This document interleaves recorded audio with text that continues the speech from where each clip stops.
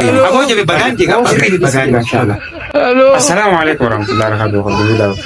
Kan iya kata ismi dulu. Irti tak. Shamarran lama sadi masano fudu gari mutakka fudu gari na lakki ni ka fudu gari je.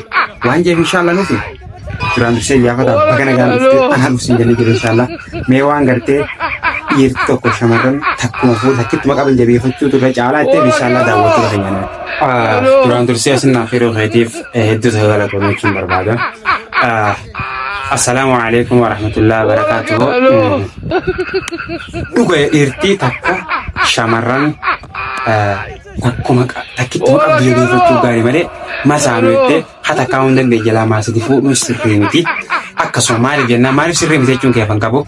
Wanni sirrii ta'iniif hata kaa'uun haqasiin guunne lama asii ija baasaa jechuudha. Hata kaa'uun keekaman jiran akkasiin. Aboo sirriidhaan sirriidhaan osoo mortee jirtan ta'u sirriidhaan jireenya jechuudha sirriidhaan. Aboo jabe bagaan jega sirriidhaan bagaan inshallah.